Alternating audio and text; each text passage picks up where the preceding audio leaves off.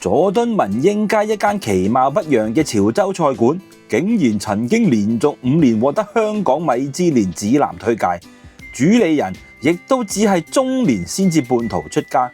究竟呢間食店有啲乜嘢成功嘅竅門呢？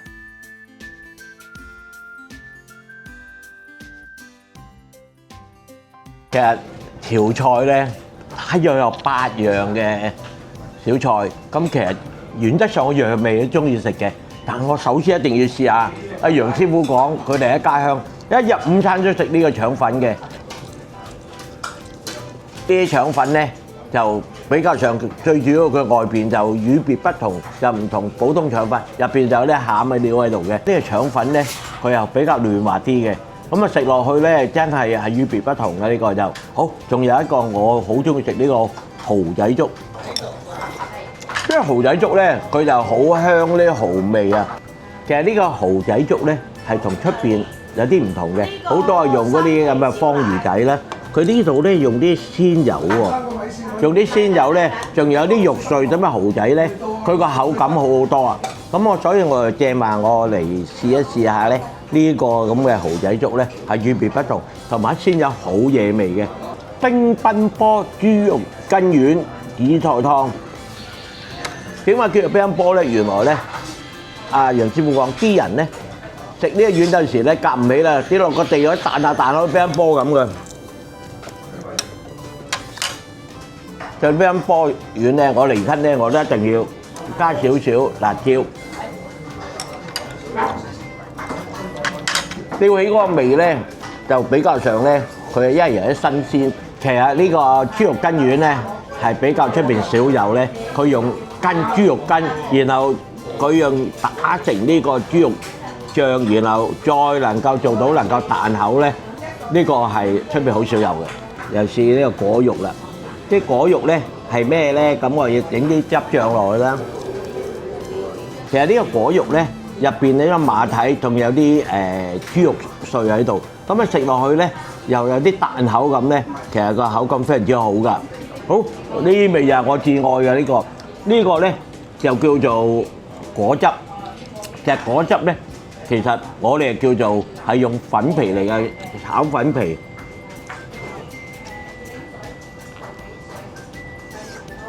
咁啊食落去咧就與別不同嘅，又係非常之好啊呢個。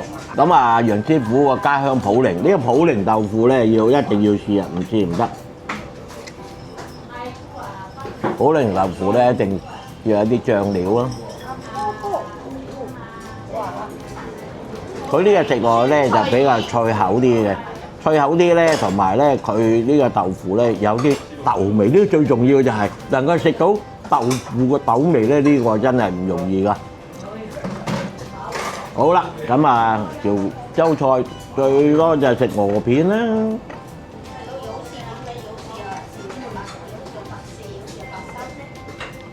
呢個鵝片咧，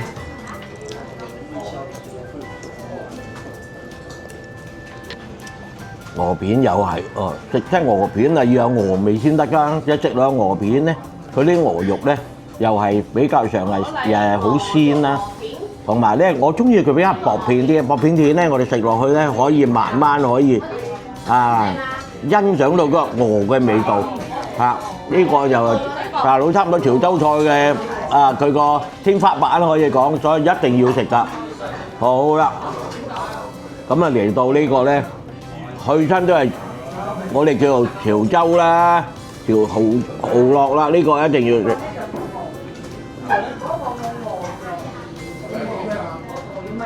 蠔烙咧一定要黏少少咧咩咧魚露，佢一有咗魚露落去，差唔多好似相得益彰，特別好味嘅。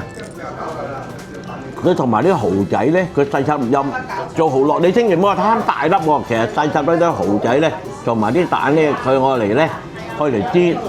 咁啊，楊師傅咧，據我所知咧，佢係煎嘅，唔好炸。一炸落去咧係脆口，但係食唔到嗰個原有嘅味道。所以楊師傅咧呢個。佢用煎蠔餅啊，所以係別家係好少有嘅。所以楊師傅呢個蠔烙咧，我嚟親日係必叫嘅。咁啊，其實今日咧我試咗8樣潮州菜啦咁。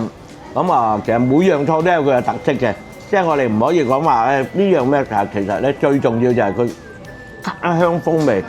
咁啊嚟到呢度食到咧，同出邊一般食嘅潮州菜完全唔同嘅。啊，我對於呢個家嘅潮州菜咧，真係可以講。2009年開業到2013年就攞到香港米芝蓮指南推介，楊師傅用咗短短4年嘅時間就達到呢個成就，一啲都唔簡單啊！除咗對煮食嘅用心同埋執着，仲有佢嗰種真誠待人、豁達隨和嘅個性，亦令佢贏得食客嘅心。其實你係咪一入行已經係開始做呢個潮汕菜咁啊？唔係一入行，唔係一入行。哇！做乜嘢啊咁？我以前係做服裝嘅喎，時裝嘅喎。做服裝。我09年嚟香港先開始做飲食嘅。09年，做到而家。腸粉係你呢度最主打喎，真係。係啊！差唔多用正個店名都係用腸粉店喎。係啊！啊！但係你用腸粉店啫，但係你做個家字行先，個家字係咪對你一個好深嘅印象啊？家字係點講咧？潮州人會以家為主嘛，哇！你真係對於傳統嘅嘢真係好好喎。係啊，咁潮州人咧好中意自己煮嘢。係。我屋企點樣煮，我就而家個鋪頭做就點樣做。哦。就係個感覺係同家庭式一模一樣嘅。咁呢個腸粉咧，其實係我哋普寧嘅，我本身係普寧人嘅。係。普寧咧，朝頭早食腸粉，中午都食，夜晚都食，宵夜都係食腸粉。哇！係一日咁多餐都要食腸粉，係啊！你唔覺得有種厭倦咁咩？咁啊唔厭喎，我做咗咁多年，我自己都食腸粉，咁翻到鄉下而家都係照食腸粉喎。咁你喺香港會唔會又係4餐咧？香港有我4餐嘅，咁我自己講真嘅，1、2餐係有嘅。呢個腸粉咧，其實我嚟香港嘅時候咧，真係好難經營嘅。香港人食我哋潮州腸粉，佢唔知道乜嘢係潮州腸粉嘛？腸粉酒樓周圍都有啦，係咪先？邊度都有腸粉，點解我去食腸粉落係嚟呢間鋪頭特登食潮州腸粉？係咪先？係啊。咁又冇人識嘅。最先我哋開張嘅時候就係我潮州人肯定識㗎啦。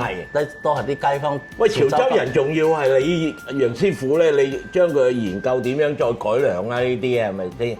咁樣能夠咧做到咁出名咧，其實有個過程啦，係咪啊？係啊，咁又好多啲雜誌啊、啲電視台啊，都會來採訪我哋呢啲嘅，即係慢慢啲，我哋香港啲街坊先知道乜嘢喺度潮州腸粉。後尾我點解會加多咗個家嘅感覺落去咧？因為好多客來啊，哎呀，師傅有冇乜嘢食啊？有冇乜嘢咧潮州嘢食咧？咁我慢慢加。咁有啲客要求嘅，我做得到，我盡量會做出來嘅。